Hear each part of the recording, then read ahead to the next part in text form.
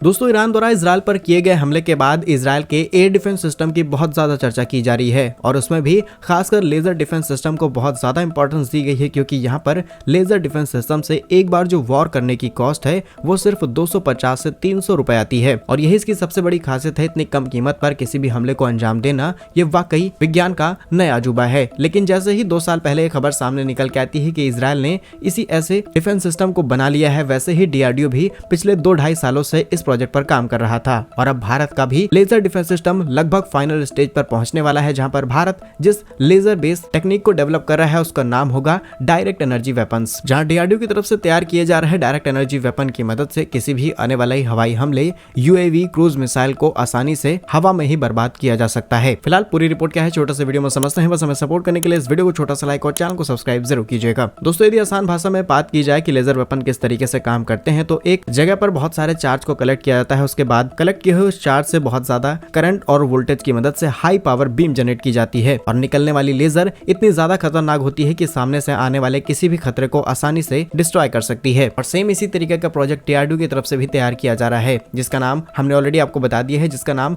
Direct energy weapons रखा गया है। वहीं आपको बता दें कि डीआरडीओ की तरफ से तैयार की जा रही इस टेक्नोलॉजी में हम हाई पावर माइक्रोवेव यानी एचपीएम का भी इस्तेमाल करेंगे, यानी कि इससे निकलने वाली जो भी लेजर होंगी वो सामने से आने वाली किसी भी इलेक्ट्रॉनिक डिवाइस, चाहे वो कोई यूएवी हो, क्रूज मिसाइल हो, उसके इलेक्ट्रॉनिक सिस्टम को पूरी तरीके से खराब कर देगी और उसके बाद आने वाला वो हमला हवा में ही या तो पूरी तरीके से बर्बाद हो जाएगा या फिर वो अपनी डायरेक्शन को सही से आइडेंटिफाई नहीं कर पाएगा और वो किसी भी डायरेक्शन में जा सकता है। साथ ही इसकी कीमतें भी बहुत ज्यादा कम होने वाली है, क्योंकि लेजर कोई ऐसा हथियार नहीं है जहां पर आप नए नए एमुनेशंस बार बार फिट करने पड़ते हो, बल्कि लेजर एक बीम प्रक्रिया है जिसे हमें पावर से जनरेट करना होता है और एक बार चार्ज कलेक्ट करने पर बार बार पावर को रिलीज करते हुए लेजर जनरेट की जा सकती है और इसका हथियार की तरह बार बार इस्तेमाल भी किया जा सकता है, जिसकी वजह से ही इसकी कॉस्ट बहुत ज्यादा कम आती है। फिलहाल डीआरडीओ की तरफ से तैयार की जा रही इस टेक्नोलॉजी का लगभग काफी ज्यादा काम पूरा हो चुका है और यहाँ पर कुछ चैलेंजेस भी सामने आ रहे हैं, जिसमें पावर को स्टोर करने के लिए जिस टेक्नोलॉजी का इस्तेमाल किया जाएगा वो किस तरीके से डेवलप होगी,